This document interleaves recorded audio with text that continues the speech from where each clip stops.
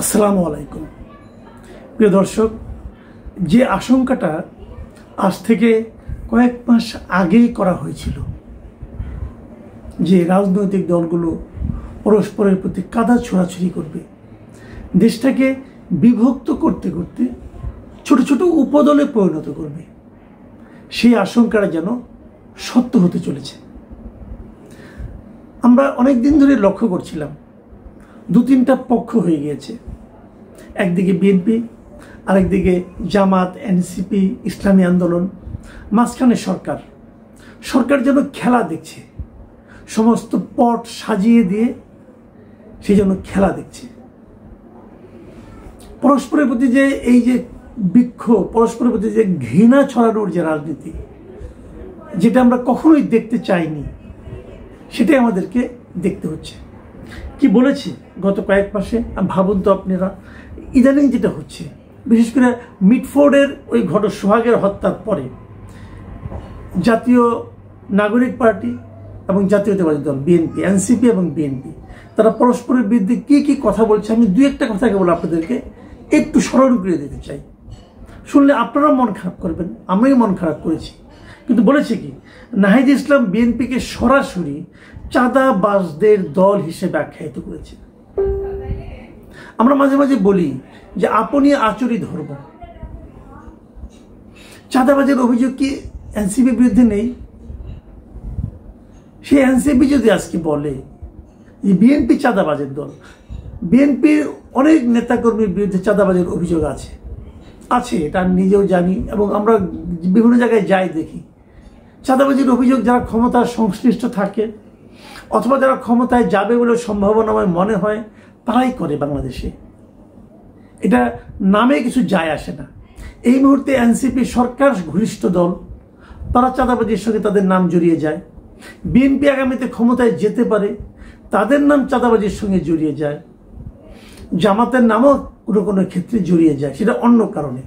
এনসিপির শীর্ষ নেতা, দলের আহ্বায়ক নাহিদ ইসলাম সরাসরি বিএনপিকে চাঁদাবাজের দল হিসেবে আখ্যায়িত করেছেন। আর কি লাগে? দলের শীর্ষ নেতা যদি এই কথা বলে, তখন দলের যারা কর্মী আছেন তারা স্লোগান দেন। সেই স্লোগানটা কি? স্লোগানটা হলো চাঁদা তোলে পল্টনে, ভাগ যায় লন্ডনে। মানে বিএনপির শীর্ষ নেতৃত্বের প্রতি এক ধরনের ইঙ্গিতপূর্ণ এবং আমি মনে করি কিছুটা অশ্লীল একটা স্লোগান। এটিকে শোভন। আবার দেখেন বিপরীত দিকে বিএনপির সমাবেশ থেকেও একই ধরনের স্লোগান ওঠে। সেই স্লোগানটা কি? এক বোতল দুই ছিপি, জামাত আর এনসিপি। মানে এই যে স্লোগানগুলো, এই স্লোগানগুলোর মূল কথাটা কি? এবং বিএনপি নেতৃবৃন্দ বলেন, উচ্চারণ করেন, স্পষ্টভাবে উচ্চারণ করেন যে এনসিপির নেতাদের কথায় ফ্যাসিবাদের পদধ্বনি পাওয়া যাচ্ছে। দেখুন, এই মুহূর্তে দেশে আওয়ামী লীগ নেই, তাহলে যারা আছেন এরা সবাই কিন্তু বিগত যে ফ্যাসিবাদী সরকার ছিল, আমি যদি শেখ হাসিনার সরকারের কথা বলি, তাকে বিতাড়িত করার জন্য সবাই ঐক্যবদ্ধভাবে আন্দোলন করেছেন। সেই আন্দোলন শেষ হয়েছে, সামনে একটা নির্বাচন হবে। নির্বাচনকে সামনে রেখে তারা যার যার রাজনীতি করবেন, এতে আমার কোনো আপত্তি নেই। জনগণও বেছে নেবে যে এর মধ্যে কাকে নেওয়া যায়, কাকে দায়িত্ব দেওয়া যায়। এটাই হতে পারত সুস্থ রাজনৈতিক সংস্কৃতি। তা কি হলো? হলো না। আওয়ামী লীগ একদিকে দেশ থেকে নেই, তারপরে কি করলো? সবাই মিলে আওয়ামী লীগের রাজনীতিকে বন্ধ করে দিল। দেওয়ার পর কি হলো? একটা বড় শক্তিকে আপনি খেলার মাঠ থেকে সরিয়ে দিলেন। এখন যে কটা শক্তি আছে এদের মধ্যে এরকম কাদা ছোড়াছুড়ি শুরু হয়ে গেল। আমরা কি এর জন্য আন্দোলন করেছিলাম? আমরা কি এর জন্য নিজেদের জীবনকে ঝুঁকির মুখে ফেলে আন্দোলন করেছিলাম? আন্দোলন কিন্তু এককভাবে কেউ করেনি। এই আন্দোলনে বিএনপি ছিল, এই আন্দোলনে জামাত ছিল, এই আন্দোলনে ছাত্ররা ছিল, এই আন্দোলনে যারা রাজনীতি করেন না তেমন সাধারণ মানুষও ছিল। আন্দোলনে একক কৃতিত্ব যেই দাবি করুক, আজকে অনেকে দাবি করে তারাই আন্দোলনে সিপাহসালার ছিলেন, কথাটা ঠিক নয়। এটা একদিনের আন্দোলন নয়, এটা 17 বছরের আন্দোলন।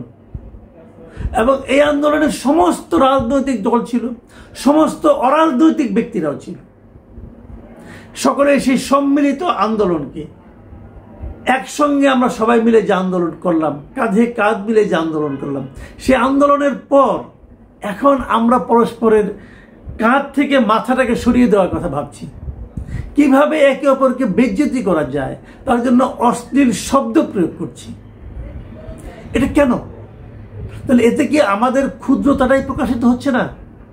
আপনি জনগণের কাছে যান, নির্বাচন করুন। জনগণ যদি আপনাকে নির্বাচিত করে, আপনি শাসন করবেন 5 বছর। নির্বাচিত না করলে পরের 5 বছরের জন্য চিন্তা করবেন। এটাই তো হওয়া উচিত ছিল সুস্থতা। যখন আপনি দেখেন যে আপনার কোনো সম্ভাবনা নাই, তখন আপনি নানা ক্যারিকেচার করে নির্বাচন পিছিয়ে দেওয়ার চেষ্টা করেন অথবা একটা আওলা বাঁচানোর চেষ্টা করেন। এটা কোন ধরনের মানসিকতা? দেখুন, আমি একটা কথা বলি, এর মধ্যে বিএনপি মহাসচিব একটা কথা বলেছেন এই মিটফোর্ডের এই ঘটনাকে কেন্দ্র করে। তিনি বলেছেন, সরকার পরিচালনার দায়িত্বে না থাকা সত্ত্বেও একটি রাজনৈতিক দল ও তার প্রধান নেতৃত্বকে দায়ী করে মিছিল এবং অশ্লীল ভাষা প্রয়োগ করা হচ্ছে। এটি রাজনৈতিক সংস্কৃতিকে আবারও সেই ফ্যাসিবাদের যুগে ফিরিয়ে নিয়ে যাচ্ছে কিনা এমন প্রশ্ন উঠতেই পারে। এই কথাটা আমি বললাম একটু আগে, যে বিএনপির নেতৃবৃন্দ বলছেন যে এনসিপির কথাবার্তা ফ্যাসিবাদের যেন ছায়া তারা দেখতে পাচ্ছেন। বিভিন্ন শিক্ষা প্রতিষ্ঠান আমরা দেখেছি এই ধরনের মিছিল হচ্ছে, বিএনপির এগেইনস্টে মিছিল হচ্ছে। আজকে আবার দেখলাম বিএনপির এই আপনার স্বেচ্ছাসেবক দল তারা শাহবাগ অবরোধ করে বসে আছে এনসিপির এই সমস্ত মানে মাঠ গরম হয়ে যাচ্ছে। পরস্পরের বিরুদ্ধে শক্তি প্রদর্শন করছে, পরস্পরের বিরুদ্ধে অশ্লীল বাক্য প্রয়োগের প্রতিযোগিতা শুরু করে দিয়েছে। এটা তো আমরা চাইনি। আপনারা খেয়াল করতে পারবেন, বেশি দিন আগে না, গত 25শে ফেব্রুয়ারি জাতীয় শহীদ সেনা দিবস উপলক্ষে রাওয়া ক্লাবের একটা মিটিংয়ে, একটা অনুষ্ঠানে সেনাপ্রধান কিছু কথা বলেছিলেন। আপনাদের মনে আছে, এটা নিয়ে অনেক বিতর্ক হয়েছিল। তিনি কি বলেছিলেন আজকের এই বাস্তবতায় আমি সেই কথাগুলো আরেকবার আপনাদেরকে স্মরণ করিয়ে দিতে চাই। তিনি বলেছিলেন, নিজেরা কাদা ছোড়াছুড়ি, মারামারি ও কাটাকাটি করলে দেশ ও জাতির স্বাধীনতা সার্বভৌমত্ব বিপন্ন হবে। এই দেশ আমাদের, আমরা সবাই সুখে শান্তিতে থাকতে চাই। আমরা চাই না হানাহানি, কাটাকাটি, মারামারি। দেখুন, উনি আজকের থেকে 6 মাস আগে যে কথাগুলি বলেছিলেন সেটাই কিন্তু এখন আমরা দেখতে পাচ্ছি। তিনি বলেছিলেন, আমাদের মতের বিরোধ থাকতে পারে, চিন্তা চেতনার বিরোধ থাকতে পারে, কিন্তু দিন শেষে আমরা সবাই দেশ ও জাতির দিকে খেয়াল করে সবাই যেন এক থাকতে পারি। কেবল এক থাকলেই এ দেশ উন্নত হবে, সঠিক পথে পরিচালিত হবে। না হলে আমরা আরো সমস্যার মধ্যে পড়ে যাব। ওই দিকে আমরা যেতে চাই না। খেয়াল করুন, উনি কিন্তু সবাই মিলে এক থাকতে বলেছেন। আমিও বারবার, এর আগে অনেকবার আওয়ামী লীগ আমলে আমি বহুবার বলেছি যে একটা জাতিকে সামনের দিকে অগ্রসর করতে হলে ঐক্যবদ্ধ থাকতে হয়। বিভক্ত জাতি কখনো অগ্রসর হতে পারে না। আমরা আওয়ামী লীগ আমলে দেখেছি, তারা স্বাধীনতার চেতনার কথা বলে দেশটাকে বিভক্ত করেছে। জামাতকে দেশ থেকে বের করে দিয়েছে, জামাতকে নিষিদ্ধ করতেছে। মানে যারা জামাত করে তারা দেশে থাকতে পারবে না। তারা বিএনপিকে সন্ত্রাসী দল হিসেবে আখ্যায়িত করার চেষ্টা করেছে। তার মানে যারা বিএনপি অথবা জামাত করে তাদের জন্য এই দেশে থাকাই চলবে না। আমি বারবার প্রশ্ন করেছি, তাদেরকে আপনি কি করবেন? বঙ্গোপসাগরে ফেলে দেবেন? এটা তো একটা দুইটা লোক না। যে প্রশ্ন তখন করেছি সেই প্রশ্ন এখন উল্টো করে করতে হয়। এখন একই কাজ চলছে। কে কবে আওয়ামী লীগ করেছে, কে কবে আওয়ামী লীগের লোকের সঙ্গে হেঁটেছে, ঘুরেছে, বেরিয়েছে, তাদেরকে ফ্যাসিবাদের দোষী হিসেবে আখ্যায়িত করা হচ্ছে, মব তৈরি করা হচ্ছে। এইভাবে জাতিকে যদি বিভক্ত করেন আপনারা, দেশটাকে কিভাবে অগ্রসর করবেন? যে বছর আমি হিসাব করে দেখেছিলাম, যেবার আওয়ামী লীগ সবচেয়ে কম ভোট পায়, সেবারও আওয়ামী লীগ 2.25 কোটি ভোট পায়। তো এত লোককে আপনারা কি বঙ্গোপসাগরে ফেলে দেবেন? এইভাবে দেশ অগ্রসর হতে পারবে না। যে কথাটা আজকের থেকে 5 মাস আগে সেনাপ্রধান বলেছিলেন, তিনি বলেছিলেন, আমি আপনাদের সতর্ক করে দিচ্ছি, পরে বলবেন সতর্ক করিনি। এই দেশ আমাদের সবার, আমরা সবাই সুখে শান্তিতে থাকতে চাই। ঠিক একই কথা আমরাও বলতে চাই। আপনি বিএনপি করুন ভাই, কোনো সমস্যা নাই। আপনি এনসিপি করুন, তাও আপনার স্বাধীনতা।